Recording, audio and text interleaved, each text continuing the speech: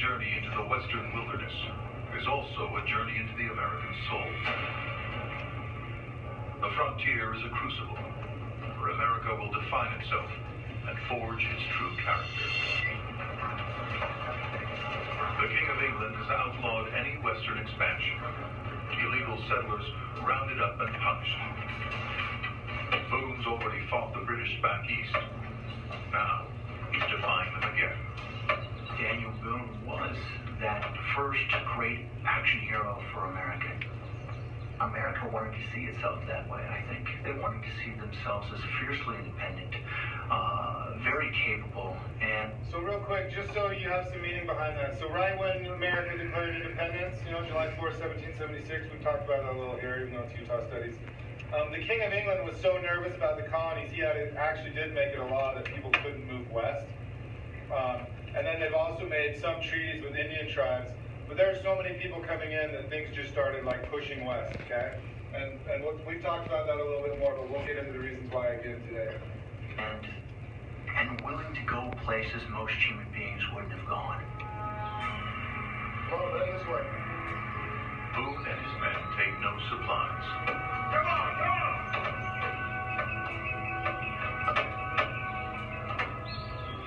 Survival, conjured from the land. Bear grease, insect repellent, wasp larvae, food. Come on, come on! Boone records in his journal, "We're exposed daily to peril and death among savages and wild beasts, but nature satisfies all we need. Few experience the happiness we feel here in the howling wilderness."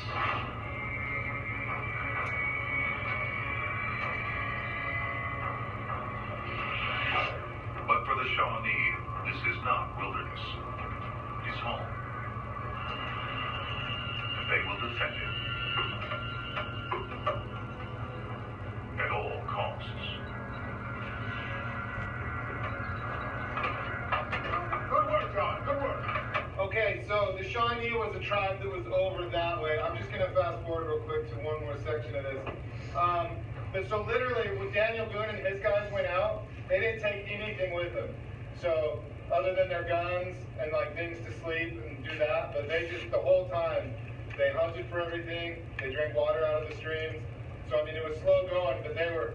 And then so another thing you need to think about when they're trying to hack a trail, right? The tribe that's lived there for hundreds of years, that's their land. So they're watching them closely, waiting for a good time to attack. So this stuff happened a lot of times with people exploring. So just give me 1 sec. I'm just going to get up to this part here.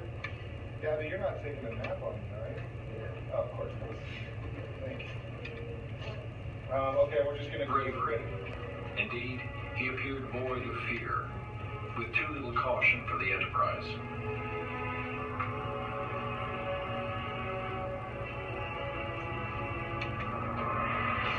50 of Boone's men died settling guys. This is just one small area. but within 20 years, 200,000 Americans poured in behind him. We were a burgeoning society. Suddenly we realized, whoa, the owner's manual says this is all ours. Keep going west.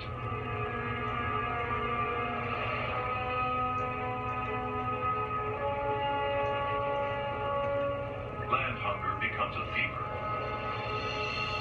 even for the government. 1803, 27 years after independence. The single biggest real estate deal in history.